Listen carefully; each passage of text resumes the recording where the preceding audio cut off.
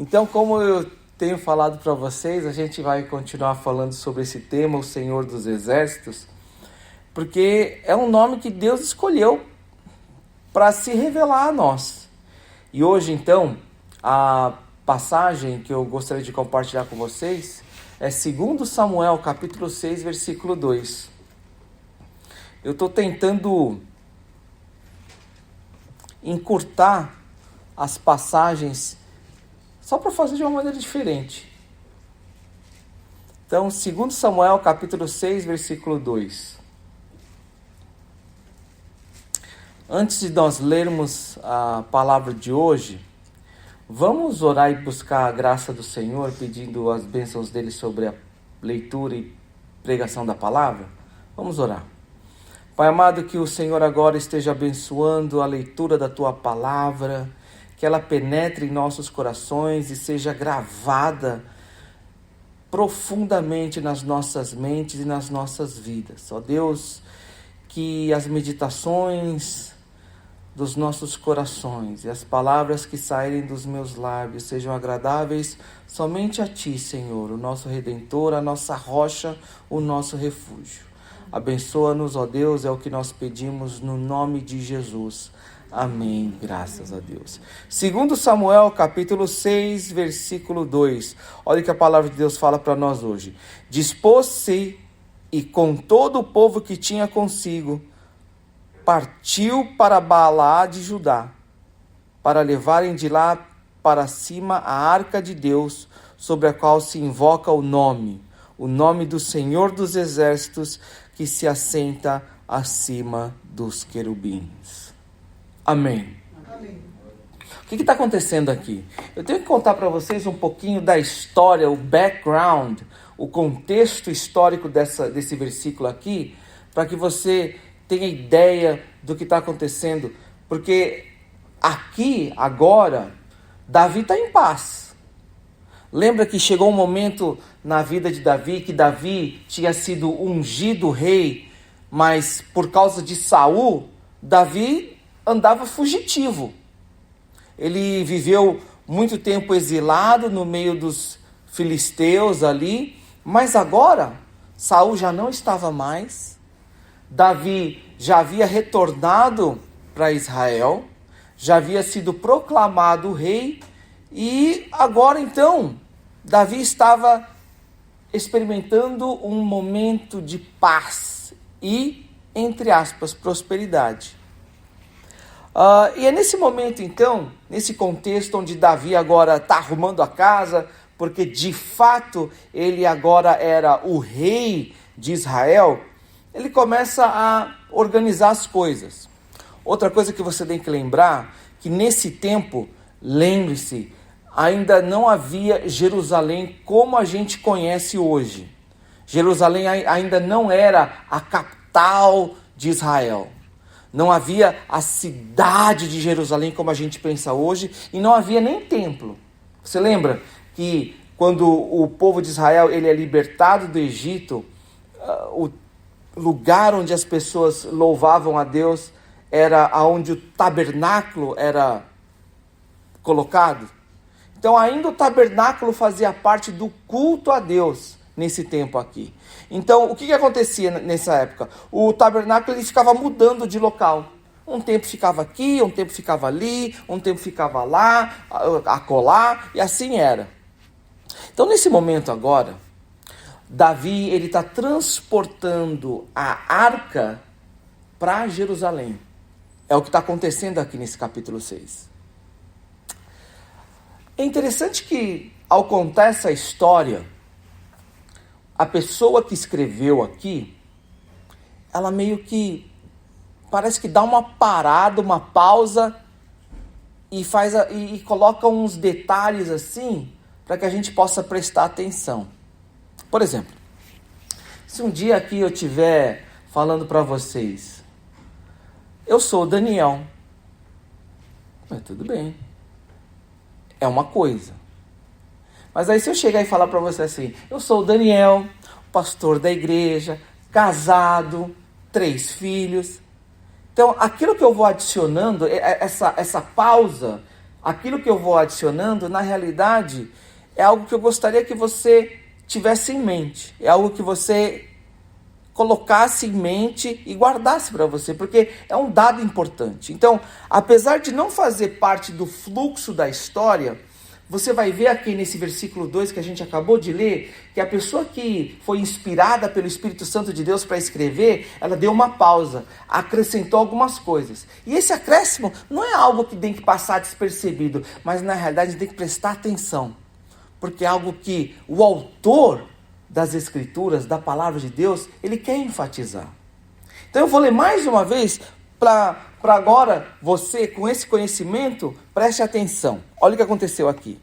Dispôs-se quem? Davi, né? Davi dispôs-se e com todo o povo que tinha consigo, partiu para Baalá de Judá, para levarem de lá para cima a arca de Deus. Ponto. É uma historinha que ele está contando. Até aí tudo bem. Mas aí, a partir desse momento, ele faz o acréscimo. Sobre a qual se invoca o nome do Senhor dos Exércitos, que se assenta acima dos querubins. Então, o que a gente vê aqui? A gente vê que a pessoa inspirada pelo Espírito Santo de Deus para escrever a palavra, ela está enfatizando aqui um aspecto de quem é Deus. A arca de Deus. Ele podia ter parado ali, olha, estou contando a história para vocês, Davi está mudando a arca, e aí agora eles estão indo para esse lugar aqui. Em termos de história, em termos de narrativa, está tudo bem. Mas ele dá uma pausa para salientar quem é Deus. A arca de Deus, quem é esse Deus? E aí a gente vê que não era qualquer Deus. Essa arca de Deus era importante. Por quê? Sobre a qual se invoca o nome do Senhor dos Exércitos, que se assenta acima dos querubins.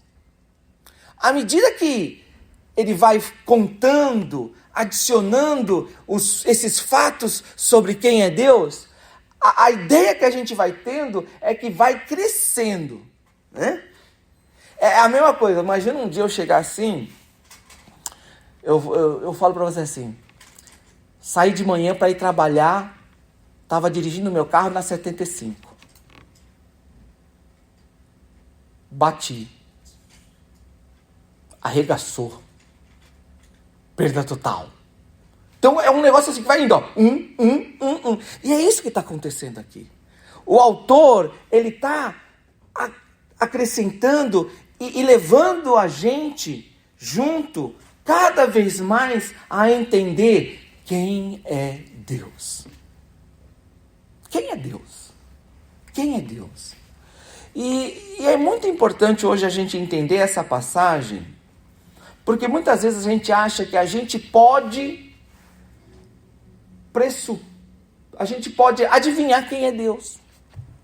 Eu posso chegar e colocar em Deus meus valores, minhas preferências, e Deus está tudo bem. Porque Deus é Deus e Ele aceita qualquer coisa. E a gente vai ver nessa passagem assim que não é bem assim. O autor aqui ele fala o seguinte: a arca de Deus, sobre a qual se invoca o nome. E olha aqui que quando ele escreveu o nome, está em letra maiúscula. Quando se invoca a arca de Deus, simbolizava a presença de Deus. E essa arca é onde a gente ia para invocar o nome. Não é qualquer nome, é o nome de Deus. E aí ele vai dar mais um. Ele fala assim, o nome do Senhor dos Exércitos. E lembra que esse nome Senhor dos Exércitos, ele só começa a aparecer em 1 Samuel. Lembra que eu disse para vocês, compartilhei com vocês? Por quê? Antes não se sabia desse nome, e esse nome só aparece em 1 Samuel. Porque é somente em 1 Samuel que você escuta falar de reis e de reinos. Então, quando você vê Deus se apresentando como o Senhor dos Exércitos, Ele quer que você entenda que, olha, A partir desse momento você vai escutar muitas histórias sobre reis, sobre reinos. Você vai escutar sobre reis maus, reis bons. Você vai escutar até sobre histórias que vai vir reis e reinos que você nunca ouviu falar, e eles vão acabar com o rei o reino de Israel. Mas olha, não tem problema, porque o verdadeiro Senhor é o Senhor dos exércitos. Então, é através dessa perspectiva que você e eu, nós temos que entender todas essas histórias que a gente escuta sobre Davi, Salomão, reis e reinos que a gente vai escutar daqui para frente. Mas o que é mais importante hoje, quando a gente escuta sobre o Senhor dos exércitos, o que o autor quer que a gente entenda, que o Senhor dos exércitos, além de ter domínio sobre todos os reis e sobre todos os reinos e ter toda a autoridade e nada escapa do seu governo, é que a gente tem que entender uma coisa, que esse Deus é santo. O nome a qual se invoca, o qual se invoca o nome do Senhor dos exércitos, que se assenta acima dos querubins. A santidade de Deus. Parece que quando a gente fala de atributos de Deus, a santidade é uma dos atributos de Deus que muitas vezes a gente não para pensar. O que é a santidade de Deus?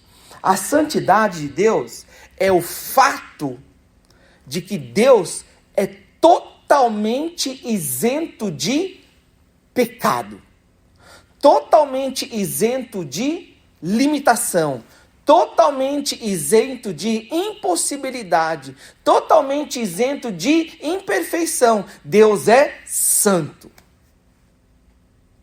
Até mesmo quando a palavra de Deus fala que nós somos santos, a nossa santidade em Cristo Jesus, ela é diferente da santidade de Deus, porque Deus, Ele é o único santo. A santidade de Deus faz parte do ser de Deus. Deus, Ele é totalmente isento de pecado. Você já parou para pensar? Qual é a consequência da santidade de Deus?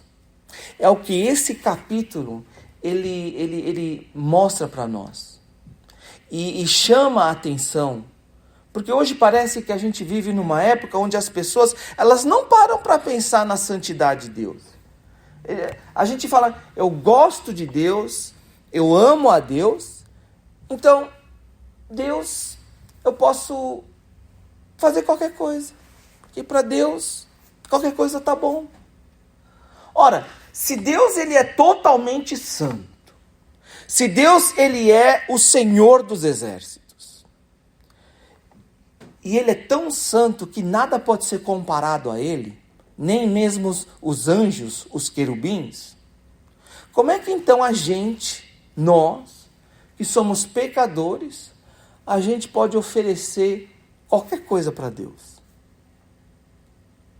Fazer qualquer coisa que vem da nossa cabeça, qualquer coisa que vem do nosso pensamento, qualquer coisa baseada na nossa preferência, e achar que Deus está bom. Se nem mesmo a gente é assim. Por exemplo, vamos fazer de conta que é aniversário de casamento. Fazer de conta, um aniversário de casamento. Quem é que celebra aniversário de casamento? Imagina que esse é seu aniversário de casamento. Aí vem aqueles, né? Pastor, eu ainda não sou casado. Tá bom, pensa que é seu aniversário normal. Mas todo mundo aqui é aniversário de alguma coisa. E aí, o seu marido, a sua esposa, seu papai, a sua mamãe, seu irmão, sua irmã, vem e te traz um presente para celebrar essa data especial. Aniversário, casamento, aniversário de anos. E aí você chega assim, você está lá esperando. It's my birthday. É meu aniversário. It's my wedding anniversary. É meu aniversário de casamento. E aí você está esperando. E aí vem aquele presentão assim. E aí você está esperando o quê? Você está esperando uma assinatura anual do Xbox, Annual Ultimate Membership. Ou você está esperando flores, ou você está esperando joias, ou você está esperando uma nova vara de pescar, sei lá, o que você gosta. E aí, de repente, quando você abre aquele presente, é um giló. É um giló, você pega um giló bonito, um giló. Aí você fala assim, mas o que é isso? Aí teu marido fala assim, não, é bom para a saúde. É bom para você. Eu sei que você gosta. Um giló. Por mais que a pessoa tenha boa intenção, por mais que de fato o giló é bom para a saúde, puxa vida, você tinha que pensar na pessoa que você queria agradar. Não é só a sua intenção, o seu coração, a sua motivação. Não é só, não, realmente concordo com você, é saudável, faz bem. Não, eu até gosto, mas nessa ocasião, nesse momento de celebração, será que você não tinha que pensar um pouco na minha preferência, naquilo que me agrada? Quando a gente fala da santidade de Deus, nós estamos falando daquilo que agrada a Deus, daquilo que combina com o ser, o caráter de Deus. E não só aquilo que eu quero, a minha intenção, a minha preferência. Infelizmente hoje o que nós vemos é uma igreja que não está nem aí para o que Deus, porque parece que Deus não tem pensamento, Deus não tem vontade, Deus não tem preferência. Parece que Deus não fala nada de quem Ele é, do seu caráter, do seu ser. E aí a gente joga para Deus, coloca na frente de Deus qualquer coisa. E na realidade o que a gente pode estar fazendo é oferecendo algo que na realidade é um giló. Quantas vezes a gente parou para pensar, por mais bem intencionado, por mais que seja boa motivação, o que nós estamos apresentando de Deus, será que não é um giló? Que tem a aparência de ser uma coisa boa, tem a aparência de ser agradável, mas quando se vê no fundo, é um giló.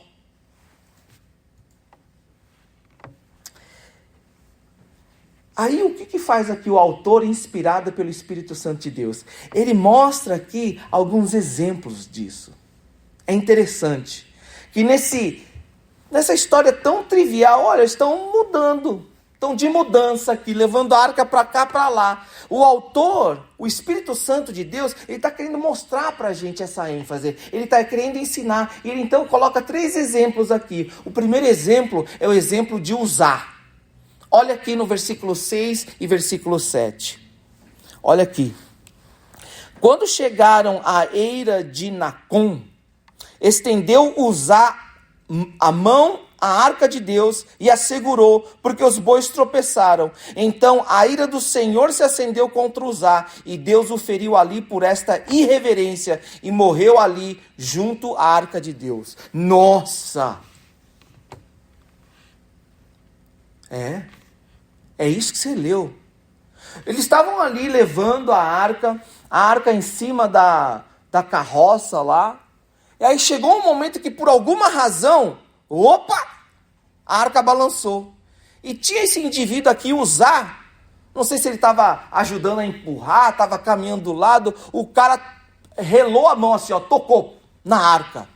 E naquele momento, o que a palavra de Deus fala? A ira do Senhor se acendeu contra Uzá, e Deus o feriu ali por esta irreverência, e morreu ali junto à arca de Deus. Mas o que será que aconteceu ali? Você tem que lembrar que a ordem de Deus é o seguinte: aqueles que servem diante de mim devem vir da onde? Da tribo de Levi. ninguém mais podia tocar nas coisas relacionadas a Deus, ao culto a Deus. Arca, tabernáculo, sacrifício, era só da tribo de Levi, tinha que ser levita. Uzá não era levita. E aí naquele momento o cara foi lá e tocou naquilo que para ele não deveria ter tocado, não era atribuição dele tocar. E ali naquele momento a ira do Senhor se acendeu contra Uzá, e a palavra de Deus fala que Deus o feriu ali por esta irreverência. Amados, essa palavra aqui mostra quão Deus é zeloso pelas coisas que se referem a Ele. Principalmente quando a gente fala de culto a Deus. Até mesmo nesse negócio de tocar, não podia tocar. Não podia tocar, porque Deus tinha falado só levita. Ué, mas deixa cair. Porque se era para cair é porque Deus queria que caísse. Se Deus não queria que caísse, Deus tinha colocado ali um levita para segurar. Usar a tua atribuição era só me obedecer. Mas e não ser irreverente, fazer algo sem consultar a Deus e agir de acordo com as suas preferências. Agir de acordo, movido pelas circunstâncias, pelo calor da situação. Usar a tua atribuição era me obedecer. Por isso que a gente tem que entender que você se portar de uma maneira que não combina com a santidade de Deus, que não match, que não está de acordo com aquilo que Deus quer, é uma coisa que tem que dar medo. Não é uma coisa pouca, uma coisa menor, agir com irreverência. O que é ser irreverente? O que é ser irreverente? Você sabe? Estou arrumando meu cabelo aqui. Só desculpa. Isso é ser irreverente. Irreverente. Isso é ser irreverente. Você está indo numa linha assim, aí de repente, do nada, saiu da linha. E aí quebrou aquilo. Irreverência. Às vezes você vê aqui, eu estou pregando, aí de repente, eu saí. Aí até quebrou aquilo, né? E isso é ser irreverente. Para Deus, irreverência não combina com santidade. Não pode sair da linha. Não pode sair da linha. Não pode ser de qualquer jeito. Mas olha um outro exemplo que a palavra de Deus mostra aqui. É o exemplo do versículo 11. Obed-edom. Olha aqui o versículo 11. Ficou a arca do Senhor em casa de Obed-edom, o geteu, 3 meses. E o Senhor o abençoou e a toda a sua casa. O que está acontecendo aqui? Lembra que eu disse para vocês que a arca de Deus, a arca da aliança, simbolizava a presença de Deus? Quando o povo viu que no momento que Uzá tocou a arca, ele foi consumido pela ira de Deus, até Davi ficou meio assim, opa, eu não sei mais o que vai acontecer com esse negócio aqui. Nem Davi quis que a arca ficasse perto dele. Aí ele falou assim, manda lá na casa desse Obed, lá em Edom, manda lá, Obed-edom lá, e deixa lá para ver se não vai acontecer alguma coisa. A arca ficou ali na casa de Obed-edom. E a palavra de Deus fala, porque a presença do Senhor estava ali, aquela casa, aquela família foi abençoada.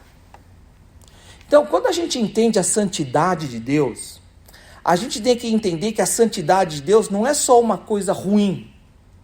Não é só uma coisa que Deus fala, tem que fazer assim, porque eu quero assim e acabou. E aí está ali a gente lá sofrendo em seguir aquilo. Não. Quando Deus ele coloca algo para nós, para que a gente siga, é porque aquilo é bom. E que no final das contas, quando a gente se submete a Deus, e a gente guarda aquilo que Deus tem para nós e coloca para nós, e a gente é perseverante, fiel naquilo que Deus coloca para nós, a bênção do Senhor nos persegue. A bondade do Senhor é sobre nós. A misericórdia, a graça, o amor de Deus está sobre todos aqueles que permanecem fiéis à santidade de Deus, aqueles que têm zelo pelas coisas de Deus. Aconteceu com Obed-Edom. Ele foi submisso. Ele podia falar, não, pelo amor de Deus, não, na minha casa não. Não, vai que tem gente que tem até medo, né, de se envolver com as coisas de Deus. Que vai que acontece alguma coisa. Ele não, ele foi lá. Fazer o quê? Vamos lá. E a palavra de Deus fala. 3 meses que a arca esteve ali, Obed-Edom e a sua família foram abençoados. Hoje, nós não experimentamos as bênçãos de Deus, muitas vezes, é porque o nosso zelo não é o suficiente. O que é zelo? Zelo é aquilo que te move. É aquilo que te move. Por exemplo, não sei vocês assim, mas, por exemplo, na sua casa, porque na minha casa tem um negócio que a gente coloca as coisas. Como é que a gente chama aquilo? Aquele móvel que a gente coloca as coisas. Que a gente pode colocar a televisão, mas também a gente não... O que é?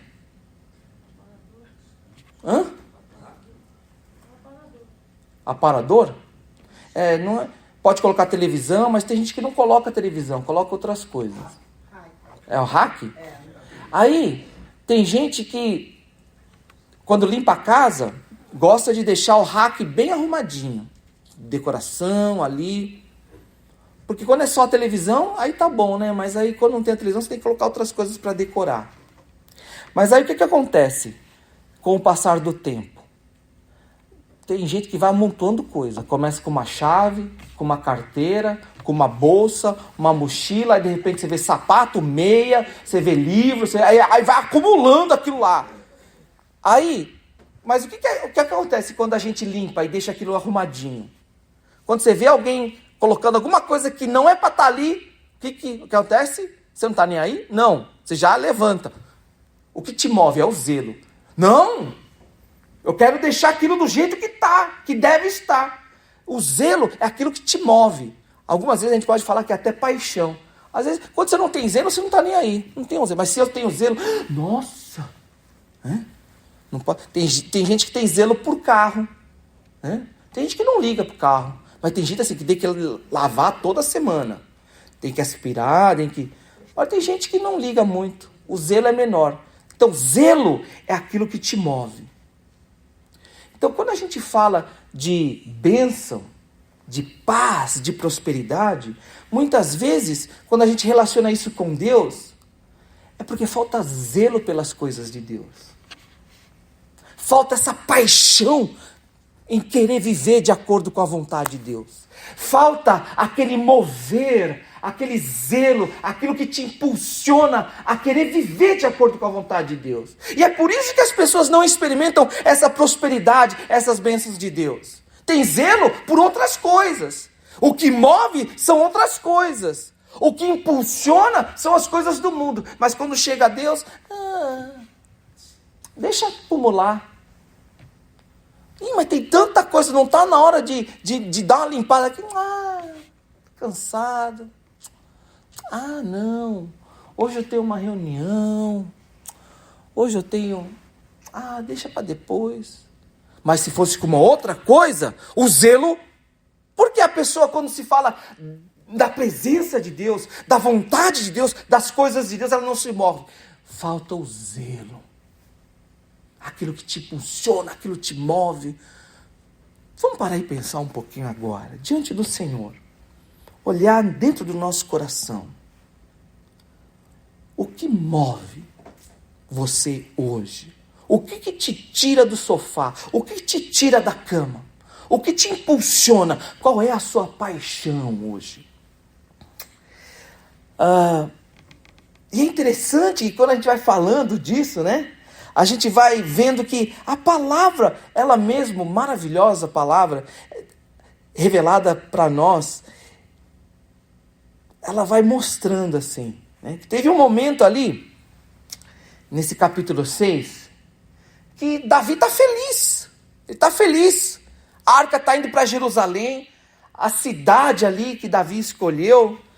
E para Davi aquela graça era tão tremenda que ele começa a festejar ali. E começa a dançar na frente do povo. E a roupa naquela época era uma roupa que era um vestidão assim, um vestidão. Não tinha calça.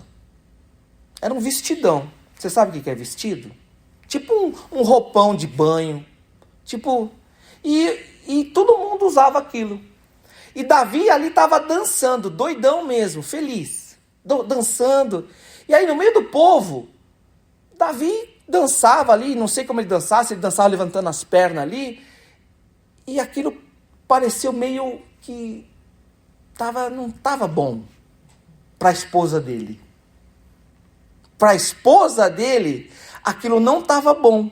Tanto é que você vai ver aqui, a partir do versículo 20, que quando Davi chegou em casa, a esposa dele, Mical, chegou e falou assim, eu vou resumir aqui. Que papelão, hein, Davi? Você, rei de Israel, dançando na frente do povo daquele jeito, como se fosse um qualquer ali. E a palavra que ela usa aqui, ó, no versículo 20, um vadio qualquer.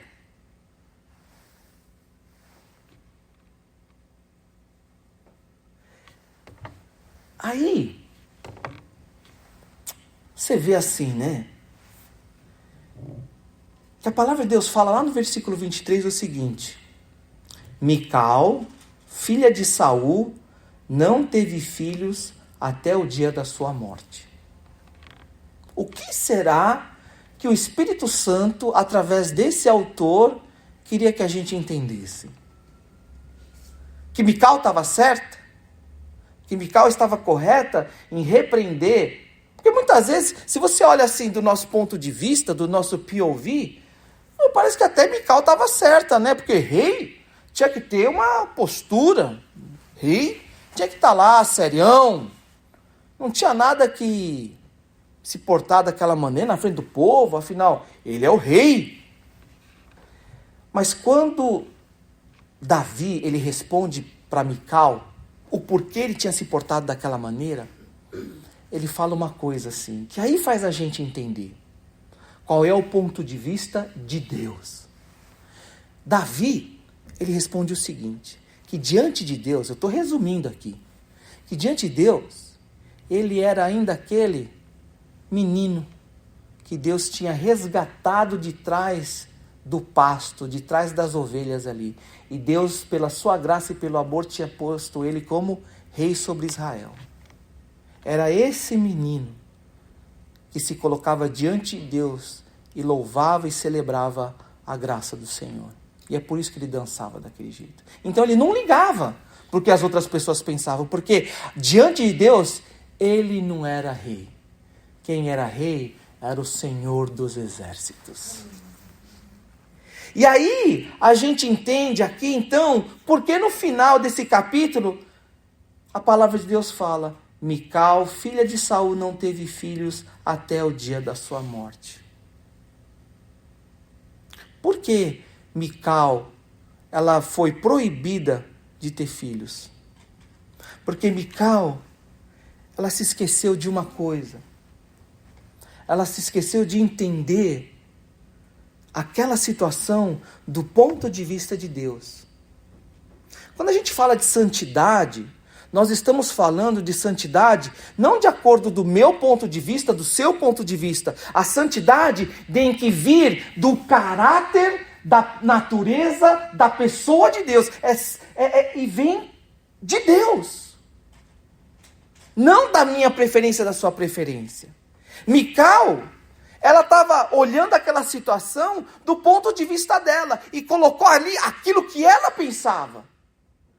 Mas Davi, ele entendeu a situação e quem ele era do ponto de vista de Deus. E aqui no versículo 23, a palavra de Deus mostra quem estava certo. Muitas vezes, no nosso zelo, a gente comete o erro de ter mais zelo pela nossa preferência do que pela preferência de Deus.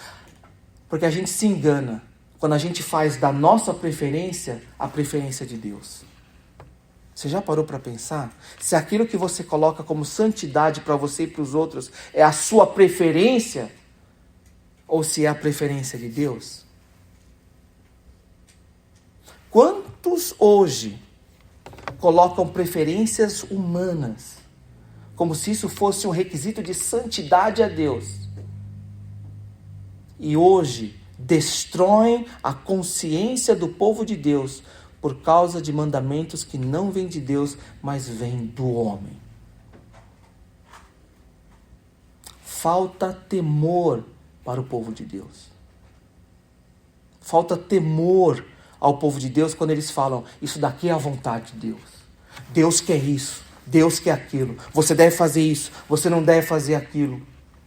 Deus é santo. Deus tem vontade. Deus é o Senhor dos exércitos. E se Ele quer alguma coisa, Ele revelou isso na sua palavra. Se Deus deseja algo, então cabe a nós buscarmos na palavra de Deus aquilo que Deus deseja.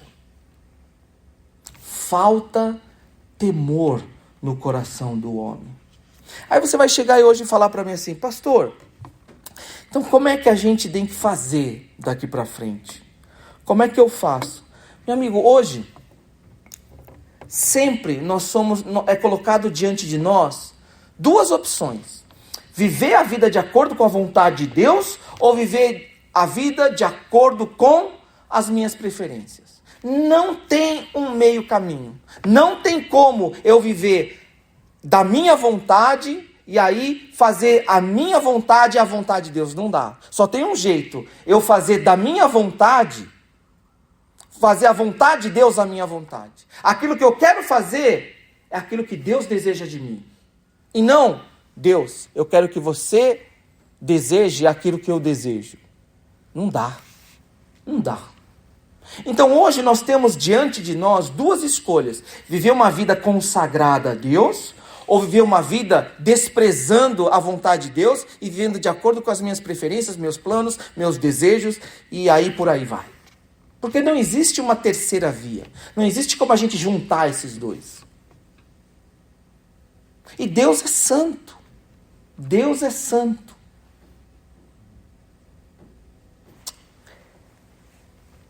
Como é que a gente pode, então, viver a vida de acordo com a vontade de Deus?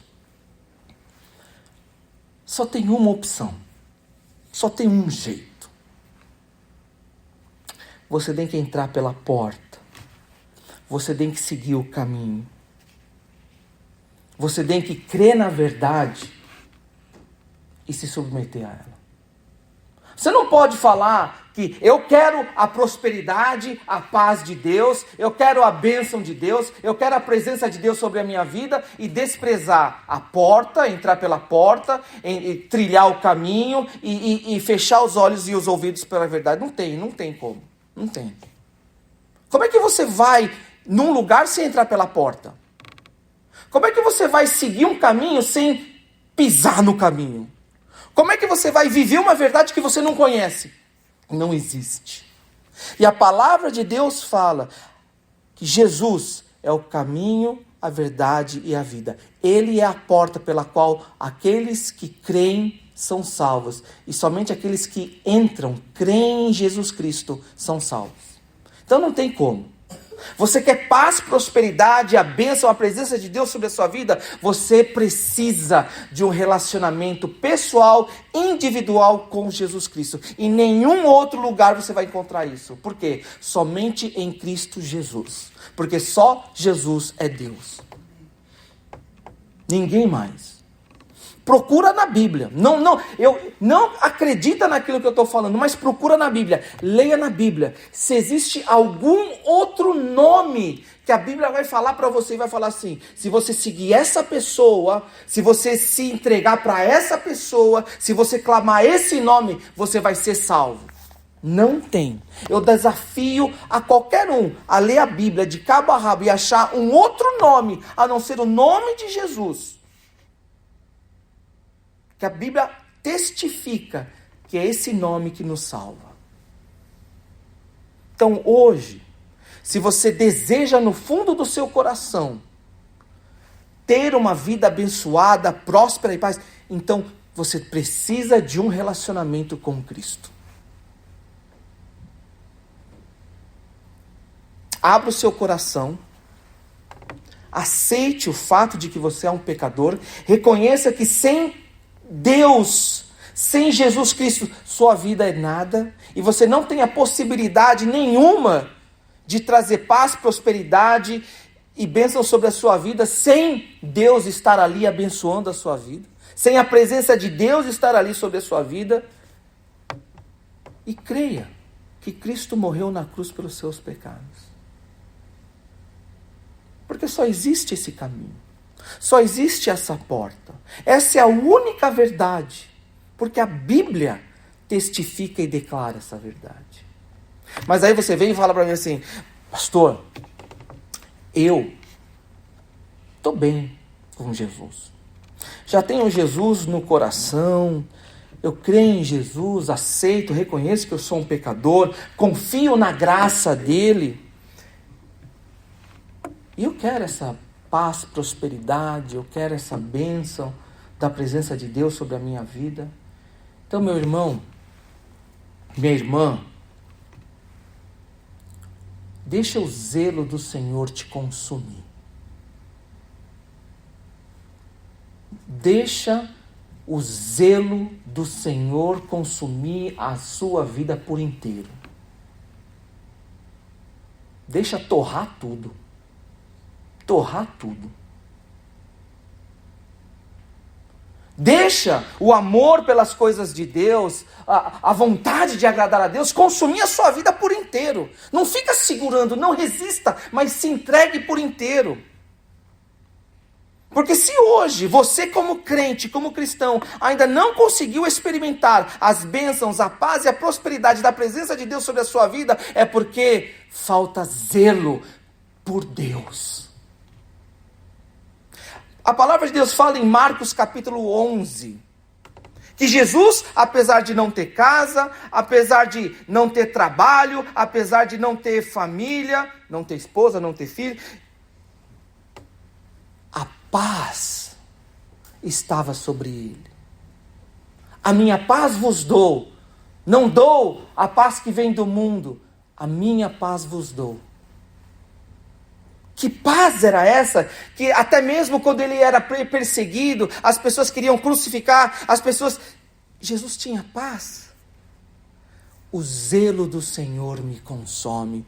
Jesus, ele tinha um zelo tão grande pelas coisas de Deus, quando ele foi no templo em Jerusalém, e ele viu que o templo do Senhor, as coisas de Deus haviam se transformado num comércio, ele pegou um cinto lá e começou a expulsar as pessoas do templo, falando: não façam da casa do Senhor um lugar de comércio.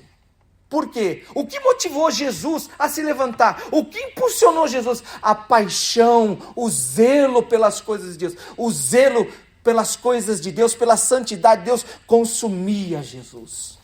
Você quer paz, prosperidade, bênção, presença de Deus na sua vida? Deixa o zelo do Senhor te consumir. Deixa o zelo do Senhor queimar o seu eu de tal maneira que não resta nada. Se entregue a Jesus. Se renda a Jesus. Não fica segurando áreas, pedaços da sua vida ali. Você quer paz. Você quer bênção. Você quer prosperidade. Você quer a presença de Deus. Deixa o zelo te consumir. Amados, que à medida que a gente for crescendo juntos na palavra, como família, de Deus em Cristo Jesus, como corpo de Cristo, o meu desejo, a minha oração é que todos nós possamos ser consumidos pelo zelo de Deus. Essa paixão, essa vontade de querer viver de acordo com a vontade de Deus, do jeito que Deus gosta, do jeito que agrada a Deus. Que nós possamos deixar de lado as nossas preferências, os nossos gostos, deixar tudo isso de lado, porque tudo isso de lado não leva a bênção, a paz, a prosperidade que a presença de Deus traz para nós. Então, meu irmão, minha irmã, que hoje todos nós possamos nos render a Deus, permitir que o zelo do Senhor nos consuma, e assim, que cada vez mais Jesus seja glorificado através da sua igreja, através do seu corpo, e o nome do Senhor engrandecido. Que Deus abençoe a todos nós. Vamos orar. Pai amado, nós te agradecemos pela tua palavra, que o Senhor fale aos nossos corações e enche o nosso coração de temor. Pai amado, que o Senhor fale aos nossos corações através da tua palavra e que os nossos corações realmente sejam cheios do temor do Senhor. Que também, ao mesmo tempo, nós sejamos cheios do zelo e amor pelas coisas do Senhor, ó Deus. Desperta em nós essa paixão pelas coisas de Deus. Ó Pai, perdoa os nossos pecados, nos ajuda, ó Deus. É o que nós pedimos. No nome de Jesus. Amém. E graças a Deus. Vamos ficar de pé então, para a bênção final. O Senhor agora envia a sua igreja, o corpo de Cristo, de volta ao campo missionário. De volta ao mundo, aos nossos relacionamentos, nosso trabalho, nossos estudos. Pai, que ao irmos ao mundo, a graça do nosso Senhor Jesus, o amor de Deus Pai e o consolo e a exortação do Deus Espírito Santo estejam sobre todos vós, desde agora e para todos sempre. Amém. E graças a Deus. Deus é bom. Todo tempo.